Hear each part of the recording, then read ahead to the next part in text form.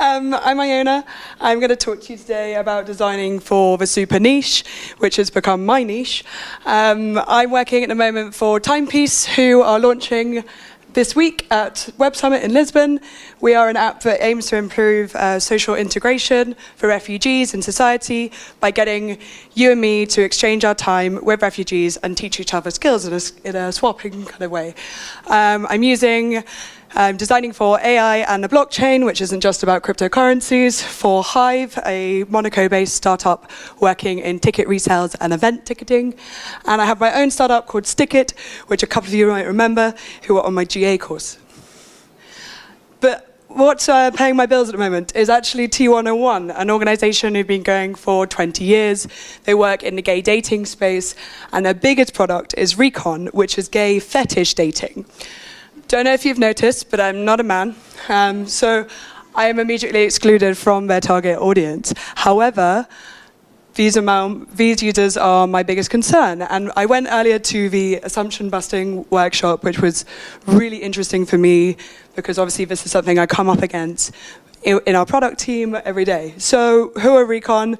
They are gay fetish men's profiles. The idea was to take, the personals, ads in the backs of newspapers from 20 plus years ago, online, get these people connecting with each other. It's one thing to be the only gay in the village. It's definitely another thing when you are the only fetish gay in the village.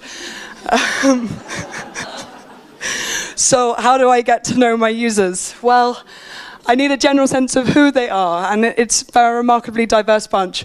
Over 1 million users, by the way, on Recon. Not active profiles, but over 1 million users who have created a profile. The when and why, the what tasks they might complete, and how do they accomplish those goals. And I'm looking also right down into micro tasks. There are no under 18s in a room, are there? I did a hilarious interview where I went through the stages of how you organize your fetish threesome, and how do you build the trust with the person who's invited you, because you probably don't know the other person. And then kind of like, what are the pain points in the journey of organizing that threesome?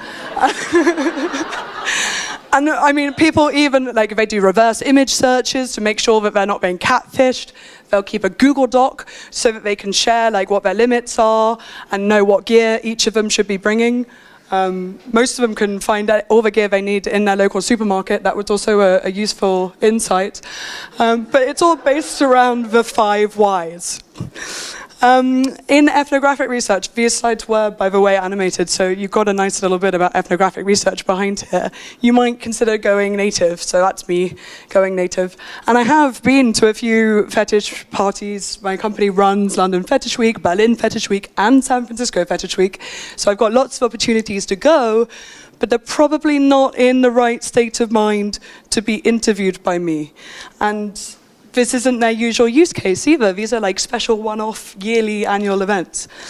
So what can I do? Well, fortunately, Recon is a digital platform, so I can be an observer online, and I can also be a participant, but there's a very fine line between catfishing and observing users. You get a fairly good appreciation of the problems that guys face by just having a profile that says, I am a UX designer here, please speak to me if you have any issues. I'd love to hear about what you like about Recon, what you hate about Recon, what you wish it did that the competitors do. And I still get a lot of guys who will come back and ask me out. Might be because I have an online profile, I have a kind of split personality online between my usual one, you'll see my Twitter handles down the bottom, and then UX Fetish, which I set up deliberately for work. I post the normal things, and then things like, oh, do you want to come participate in my survey? And join my beta testing group. And my beta testing group now has 137 people. They're spread all around the world. And the reason why the Coat Brasserie are up here is because that is actually the most important meeting place for me. Who knew? But I can... The one on Wardour Street, downstairs. What I found really important about getting to know my users is crafting meaningful personas, and that's not the average. That's trying to find proper segmentation in the market. So, for example, I have Bondage Gent. He's 34, a digital marketer. He's in a relationship, as a lot of guys are, but can play away. He's been on Recon for a while, so on and so forth. What's more interesting for me than his stats are his behaviors and what those goals are.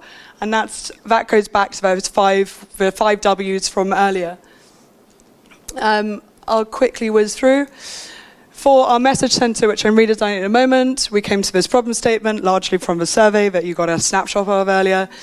And this is what I've started taking into workshops to work with users. I had them do tasks, affinity mapped, I then brought them out into different areas to really find out what the real problem was. And that real problem was that we lacked that chatty, real-time feel. So moving forward, and these came out from a whole different range of things, but I do not have the time.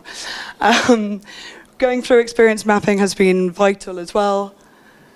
Coming up with interviews that guide users through all the goals, tasks, and problems they hit, and that's how we can get to a solution. So to conclude, think outside the box, craft meaningful personas, go to strange places, make friends with marketing, and get used to analytics.